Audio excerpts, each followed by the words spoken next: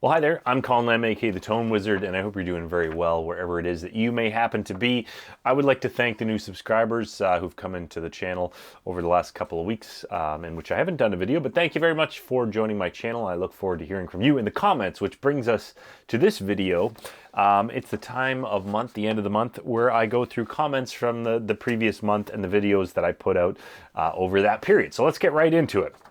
The first comment comes in from a user called Sunny Diesel Music, and they commented on my Send in Your Ween covers video that I did. So if you're relatively new to my channel, I do a series called Ween Talk, and it's all about Ween, and I sent out a request to my viewers to send in any covers of Ween that they may have, and they did, and it was great. They sent them in, and so Sunny Diesel says there's a whole slew of solo acoustic Ween I've recorded with a shitty 4-track app on my phone in the brownest manner possible. So Sunny Diesel, thank you very much for sending this in. I actually went and checked out your stuff, and I watched your Did You See Me cover, and there's a fantastic image of a clown with like rain or something going on in front of it, and I really enjoyed that. And for recording on your phone, I think you did very good, and I would encourage you guys to go check that out. I'll put a link to your channel. I've subscribed myself, and I'll put a link to your channel in the comments below. But do go check that out, and thanks for sending that in. And by the way,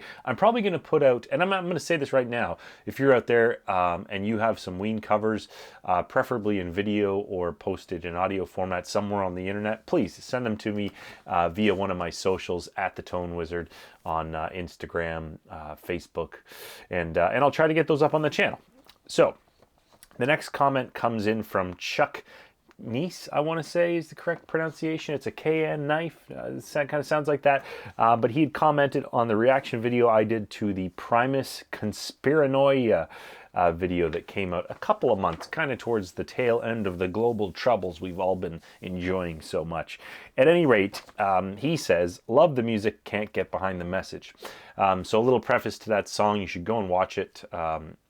And check out on my channel. I actually did a reaction video to the song, so check that out. But he says it's a very politically oriented video, and I'll let you watch it for yourself to make your own conclusions, because I'm fucking tired of people telling me their conclusions about everything on the internet, and that's not what Chuck does here. But he says, can't get behind the message like the music. An open mind's contents will spill out on the ground, which I believe is a quote from the song. Only fascists in countries where you get shot in the back of head for wrong think, which seems like where we're headed. Comparing anyone who doesn't trust Bill Gates to being a flat earther like the bed has literally paid the largest. I don't follow any of that. Gladly, I like to pursue happiness and things that bring me joy in my life. So I'm not too sure what you were going on about there. Something about Bill Gates and fines and all this, and I could fucking care less, to be honest. My own take on the video was that it was a little too on the nose for me, and that's what I said in my reply comment.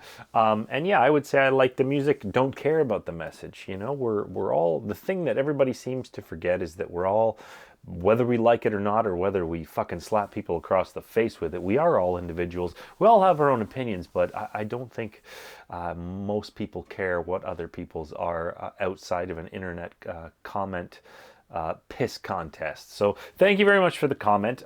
You basically said what I said, so I'm not casting any shade, as they would say on the internet, at you, Chuck, but I do agree.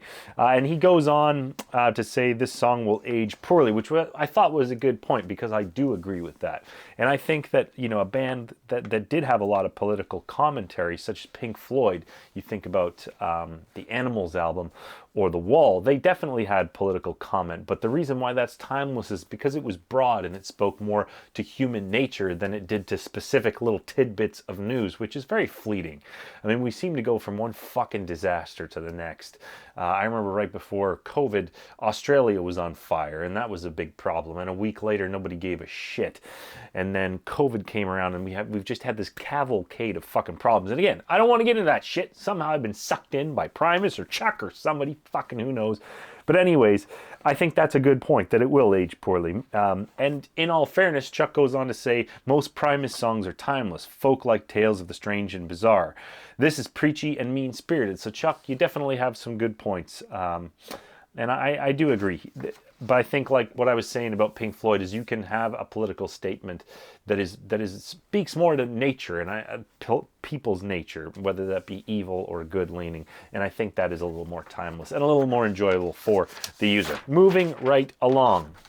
Gubin person. I don't know how you pronounce that username. I like the way I pronounced it, but this person commented on my trying to get into Frank Zappa episode 4 video, which I kind of derailed myself trying to get into Zappa. I did it trying to get into Fish, and I got into Fish, and I enjoy Fish. It's just a huge topic, and I don't have as much time to pursue it as I would like. That being said, I should listen to more Zappa. I tried to listen to Uncle Meat. Somebody told me, and this person did, to skip past the early stuff, but I've heard of Uncle Meat before, and the name of the album was so enticing. I tried to listen to it. It was the 60s in a blender. That's what it sounded like to me. But anyways, Gubin person says, it's so many Zappa hippies still around. Fuck them. They never understood. Like any craftsman, even with a eunuch's talent, it takes time to be a eunuch. The 70th and go on. Gold, don't give your time to the early stuff. Do it later and get some reason where it came from.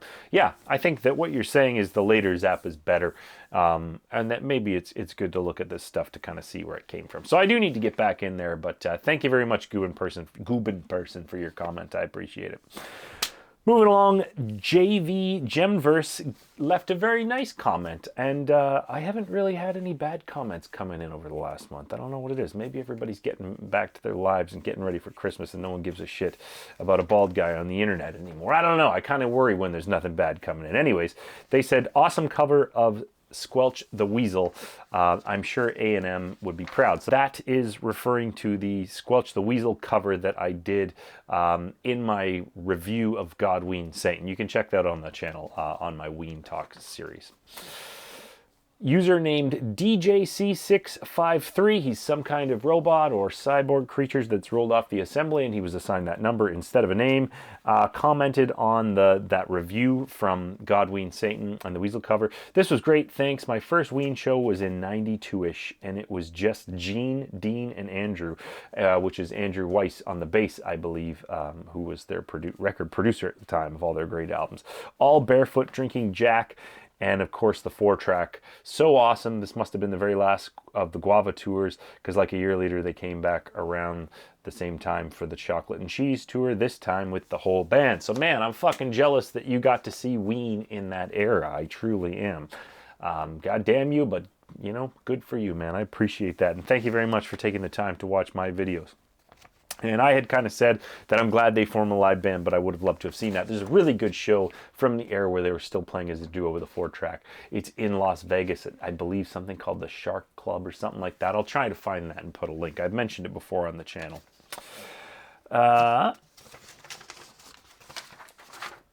So, Paul, a user named Paul, commented on the dealing with the drunk guy at my show video I did. So I did a Ween cover gig around Halloween, and there was a wasted guy who was pissing me off the whole time. He was just acting like a complete moron, you know, spectacle, really wasted. And during my set, he was yelling right at the mic and kind of reached right through the band to try and yell something at our drummer right in the middle of a song, and I shoved him away. And Paul says, I disagree. I think you were in the wrong. So he thought that I didn't deal with the situation properly. But I've talked to all my bandmates, other performers at the show, the guy running the show, various guests of the show, and everybody felt like that was what needed to happen because he was kind of a fucking mess, and he was trying to make it about himself, and he was interfering with people's enjoyment of the show and with my ability to deliver the show in a professional or at least sober manner. So I'm glad I did what I did.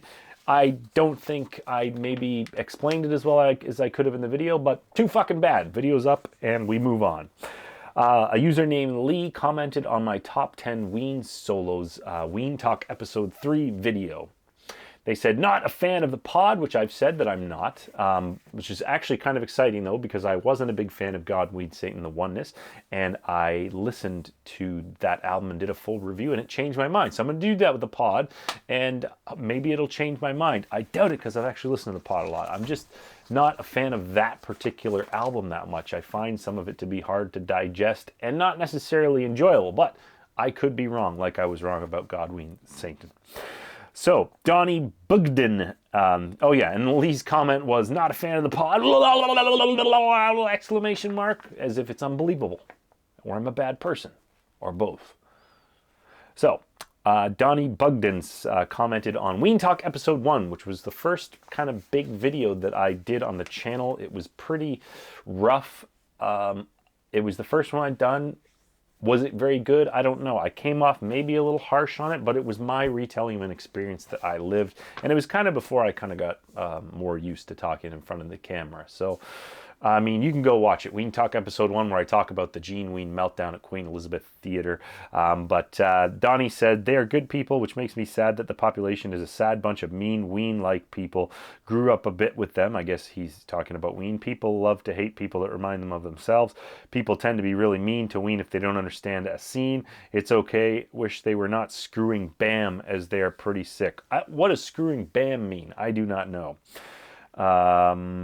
They're pretty sick, and it's what happens to people with a following. I have a lot to do today. I'll check back on this best. So I think maybe he was saying that maybe maybe he has a deeper insight onto them the way they are. And to be fair, I mean, I went to the reunion show and I saw that band break up and then get back together, basically. It's one of my favorite bands. I don't know them personally. I was just being critical of what I saw at the time. And it was my first Ween show, and it was a bit fucked up. And I think as a paying customer, I have a right to be like, what the fuck was that? Now, a lot of time, years in fact, have gone past since that first video. If I did it again, would I do it differently? I don't know, and I'm not going to, because you know, I'd rather do new videos. Anyways, final comment coming in from LightDog1968, who says, and this is about the Dwayne Allman What the Fuck video I did. You should really watch that. I'm watching a Dwayne Allman video. It's in my channel if you want to check that out. And something insanely bad and wonderful happens, and you should check it out for yourself. But a keytar, I'll spoil it. A keytar player comes on, and it's probably the most terrible explosion of orgasmic keytar you can imagine. But Light Dogs 1968 says, there's no doubt that if Dwayne were alive and this dude came out on stage, he would whip his ass on general principle. So this had happened after Dwayne had died. So those are the comments. Those are some interesting stuff that's come in over the last month. I just thought I would reply to some of those. Thank you very much to the new subscribers getting involved in the channel. If you're not yet a subscriber, please subscribe and like this video. I'd appreciate it. And if you don't feel like doing that, that's fine. You can go about your way, and maybe we'll meet again sometime down the road. Anyways, I'm Colin, aka the Tone Wizard. Thank you for watching this video. Hopefully I have a couple more coming out here. I've been very busy at work lately, and I blew my fucking back out, and I've got a baby, and the dog ate my homework, and every fucking other excuse to not make videos you can think of. No one's paying me to do this. Look, I'm drinking fucking water here. This is how bad things have gotten. Anyways, take very good care of yourself. And if there's one thing I can tell you before I leave, and I really want to express this to you in the most simple, emotional way that I can, it's very important that I get this across to you. Okay, I'm going to come in tight on the camera so you can see the pores right into my soul. You can see what I smelt in 2015 in Las Vegas in a washroom stall beside a guy who I insisted was my best friend, but I never spoke to again after that. If you look really close in there, you can see that, and maybe you can see a bit of the distant future and the near past, and we'll all come together in harmony as we view what is inside my nose.